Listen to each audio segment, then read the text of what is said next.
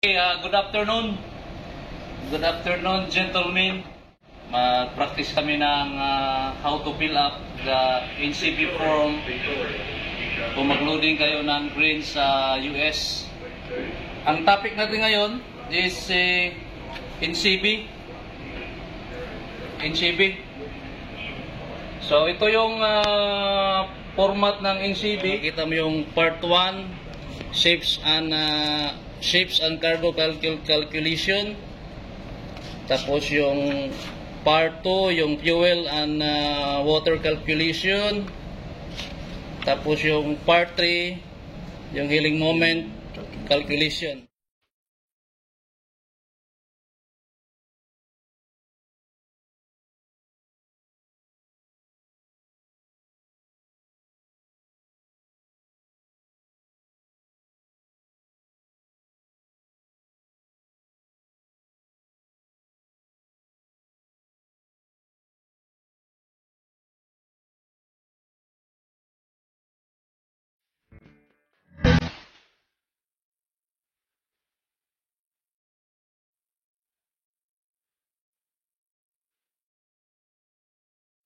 Okay, good afternoon.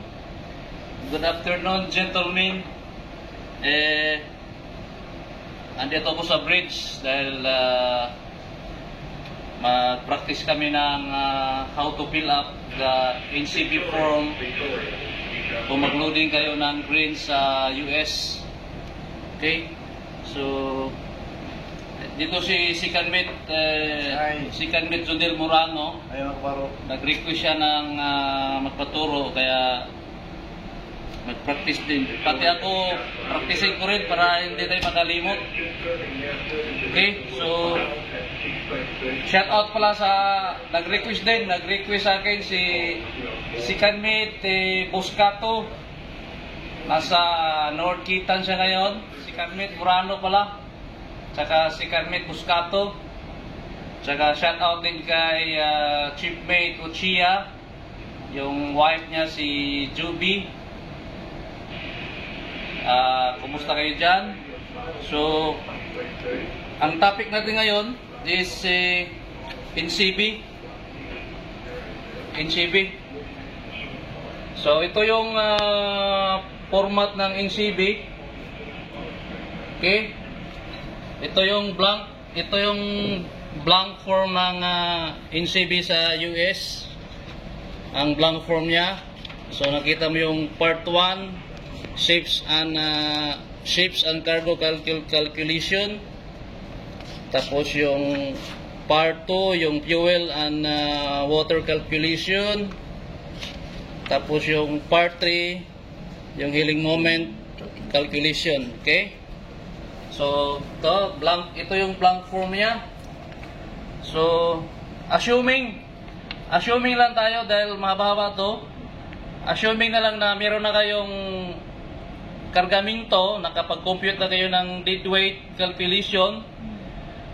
Meron na kayong advice galing sa charterer. Doon kayo maglo-loading sa US, sa part sa US. Tapos meron na kayong na-compute ng kargamento. So, ngayon, bago darating yung barko, magpipilapan nyo to, itong form na to, tapos ipapadala doon sa surveyor for approval. Tapos, ito yung front page niya. Makikita nyo dito yung mga details. Ito yung mga details makikita. Okay? So, yung pipilapan yung makikita rin dito yan sa harapan. Ito yung grains loading booklet. Okay? Titingnan niyo itong grains loading booklet. Andito yung mga makakuha nyo mga information. Ito lahat. Pati date. Dito yan lahat. Okay?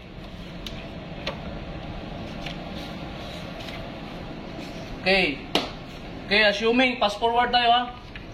Assuming meron na kayong kargamento, meron na kayong na-compute, meron na kayong kargamento na ready. Ngayon, ililipat na natin ito sa NCB form. Assuming na natapos na kayo nag-fill up nitong front page ng NCB, yung mga hiningi na details dito, assuming na natapos na kayo ng pag-fill up. So, proceed na tayo sa part 1. Yung part 1, yung ship and cargo calculation. So, ito yung assuming na meron na kayong nagawa na kargamento, tapos nilipat nyo na dito sa NCB.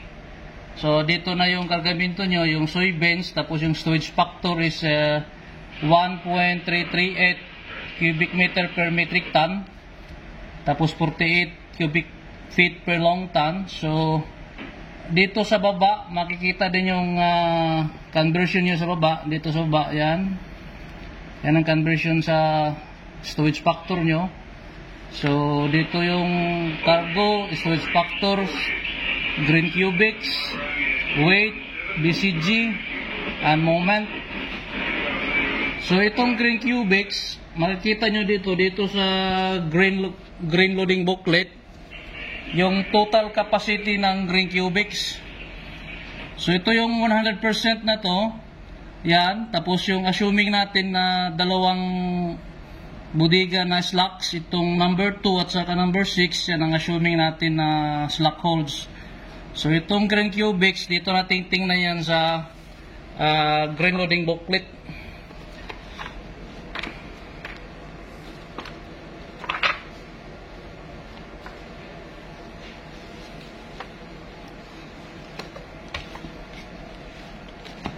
Okay, so dito na yung grain capacity niya. Ito yung grain capacity. So dito tayo sa field holds with untrimmed ends. Okay, so ito yung grain capacity. Dito nyo ilagay sa grain cubics. Okay, yung 100%. Tapos ito yung slack holds 216. Kung nakikita nyo, bakante pa yung use at saka 216. Bakante pa yung kg at saka yung moment, kasi yan ang hanapin natin ng kg mamaya at saka yung moment. So balik tayo dito. Dito yung field hold with interim ends. So dito yung grain capacity, ilipat nyo dito. Tapos yung kg, dito yung kg, dito yung volumetric healing moment. So balikan natin itong volumetric mamaya. So dito yung ano niya, field hold with untrimmed ends. So nakalagay dito, loading, allow the grain loading without any trimming. Okay, so the data capacity of kg and volumetric healing moment furnished in this part shall be used the hold filled to the top of hatch combing without bulk grain without any trimming of at hatch ends. Okay, so combing, top of batch combing with bulk grain without any trimming. Pag partly filled naman, partly filled hold cargo, the surface of bulk grain shall be level. Tapos makikita nyo sa yung kg at saka volumetric healing moment shall be obtained in cargo hold capacity, kg, healing moment, curves, and table. Okay, balikan natin yan mamaya. So, assuming nalagay na yung grain capacity, ang hanapin natin, ito yung mga slack holds. Yung pag 100%, wag mo na lang lagyan dito, dahil pareho lang sila. Yung use, okay, yung tsaka yung 6. So, ang formula ng pagkuha ng volume, so volume, storage factor, cubic meter per metric ton times weight. Okay, so meron ka ng weight, so meron ka ng storage factor. So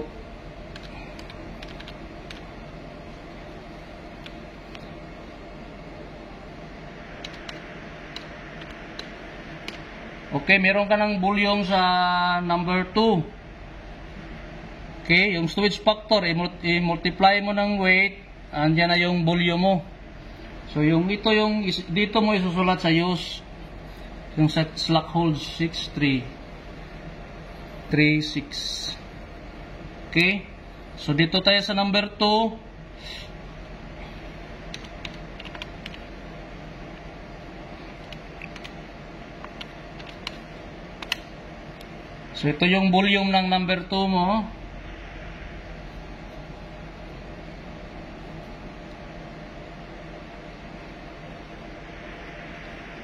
Okay, meron ka ng volume. Dito ilagay mo sa use. Okay? So hanapin mo yung kg tsaka yung moment. So balik tayo dito sa Green Healing booklet. Okay, gagamitin mo tong volume, itong dalawa, pagkuha mo na ng kg.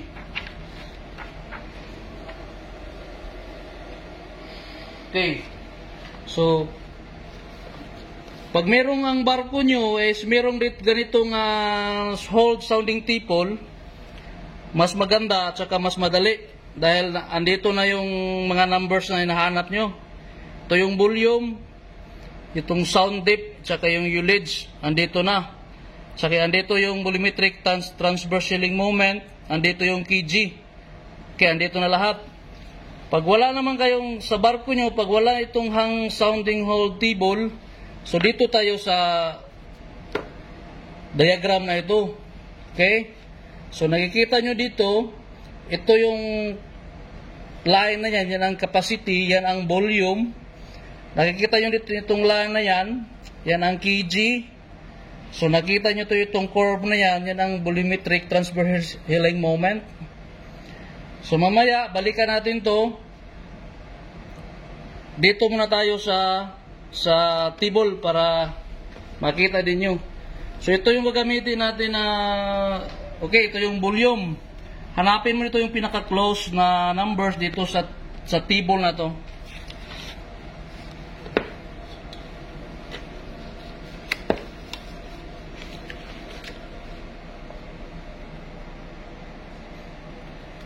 So dito sa volume, itong sounding depth, ito yung ullage.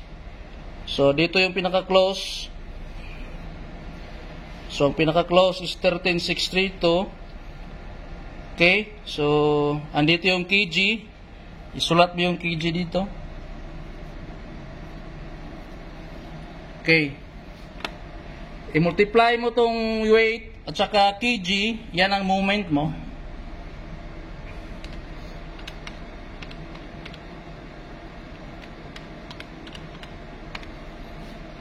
Ito na yung moment, no?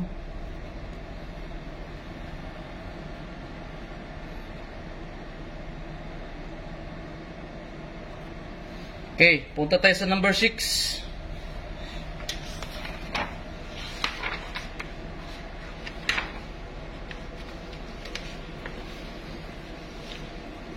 Say, volume niya is 11,962. 11,962. So, hanapin natin yung pinaka-close dito ng numbers. Okay, ito yung pinaka-close niya, 11,916. So, yung kg niya is 8.83. So, ilagay dito yung kg niya. So, weight, saka kg, i-multiply mo, yan ang moment mo.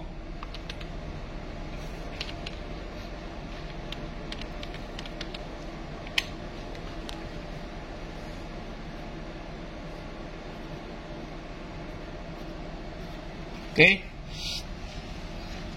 Okay, as meron ka ng weight, tapos na yung dito, meron ka ng weight, meron ka ng kg, meron ka ng moment. Yung lahat ng weight, yung weight, i-add mo, cargo totals, yung lahat ng moment, i-add mo rin. So, dito na siya. Okay, na-add na yung moment, na-add mo na yung weight. So, punta ka sa light shift, balik ka dito sa table.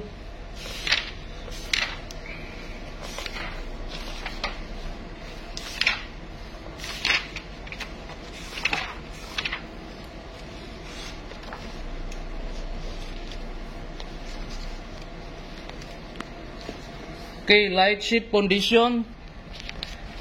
Ilagay mo yung light shift. Dito yan, ilagay mo yung light shift. Yung kg, dito rin yung kg nya. Katapos yung constant, dito rin yung constant, yung dead weight constant, dito yung weight ng constant, dito rin yung kg ng constant.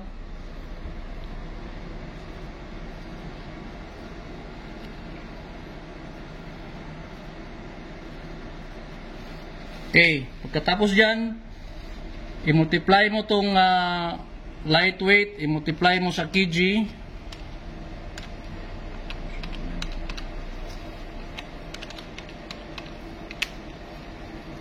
Ito yung moment niya.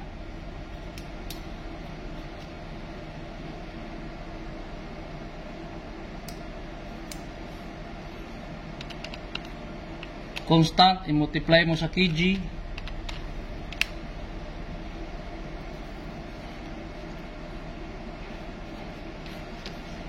Okay, meron na. So, meron na kayong cargo totals, light ship, saka constant. I-add mo yung tatlo na yan.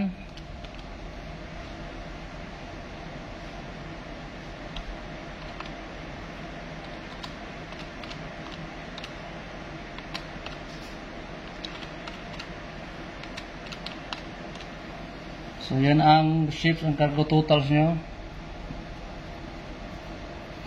Tapos itong tatlo rin, moment, i-add mo rin.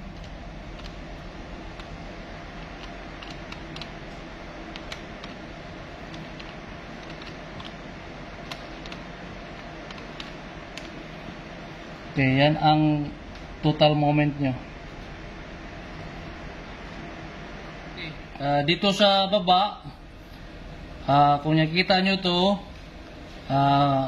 ang number 1, pag full 100%, yun ang nilagay nyo, full untrim. Pag slack naman, sa number 2, ilagay nyo 40 filled. 3, 4, 5, yan, mga full untrim na. Tapos yung 6 naman, slacks hold, yan ang 40 filled. Tapos na tayo sa part 1. So, proceed na tayo sa part 2. Yung part 2, fuel and water calculation. Okay, yung departure, intermediate, saka yung arrival. So, dito tayo sa departure. Kaya assuming meron na kayong mga weight na nilalagay dyan, meron na kayong, itong yung tank, liquid type, weight, kg, moment, pressure phase. Meron na kayong weight, tapos meron na kayong kg, meron kayong moment, weight, i-multiply mo ng kg, ito yung moment mo, nalalabas. Tapos, pressure phase moment, dito mo titingnan ulit sa table.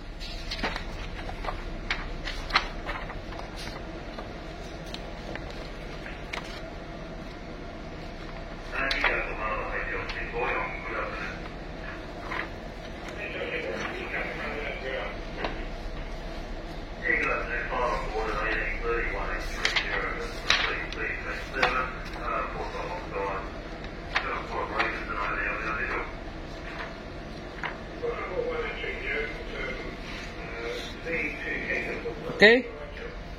Ito yung fuel tanks. Ito yung kg niya. Ito yung pressure phase moment niya. Yung pressure phase moment, ililipat mo lang siya dito. Ito siya, ililipat mo lang dito siya. Okay? So, assuming meron na kayo, nakasulat na kayo dito. Tapos dito sa perfect tank, nilagay namin ang perfect tank na may weight kami dahil masyadong mataas yung trim. Para bababa yung trim namin, nilagay namin weight. Let's see, yung barko nyo is unpumpable lang lahat, okay yung trim nyo, huwag kayong maglagay ng unpumpable dito. Kailangan zero talaga. Kung kailangan maglagay, ilagay nyo dyan after peak o for peak, pwede nyo lagyan. Pero kung unpumpable, zero lang. So, titingnan nyo dito sa example ng grains calculation sa grain loading booklet nyo. Focus James, Prince.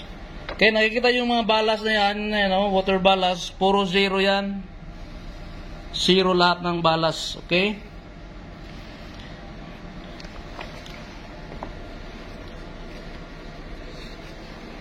Okay, meron na kayong weight. Meron na kayong kg, moment, saka pressure piece. I-total mo siya, yung lahat ng liquids. I-total mong lahat ng moment. Ito siya. I-total mong lahat ng pressure piece moment. Tapos itong ships ang cargo, dito mo kunin sa part 1.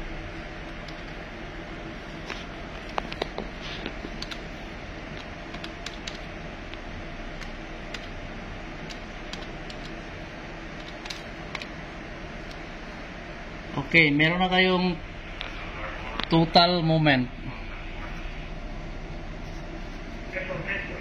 Okay, so okay na tayo dito. Yung ceiling drop, ilagay yung ceiling drop nyo at saka density at birth, yung departure na density at birth. Tapos yung kg, total moment at saka displacement, i-divide mo lang siya, yan ang kg nyo.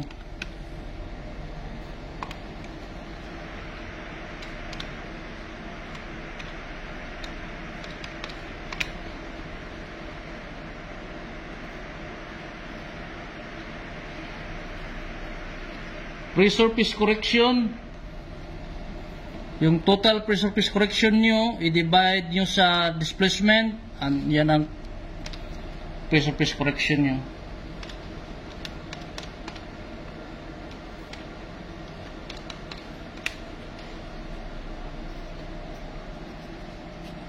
I-add mo silang dalawa, yung kg at saka pressure piece moment, i-add nyo.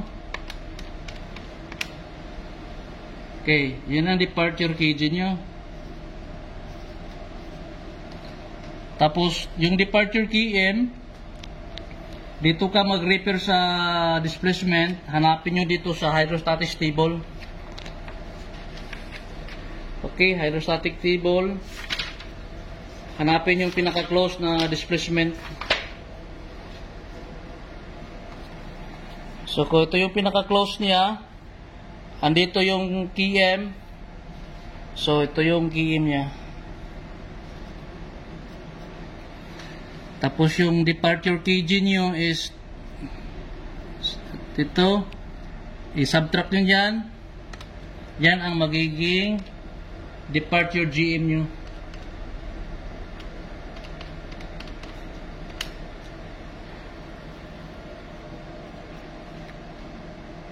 Okay, meron na kayong departure GM, tapos yung minimum GM is 0.3 lang.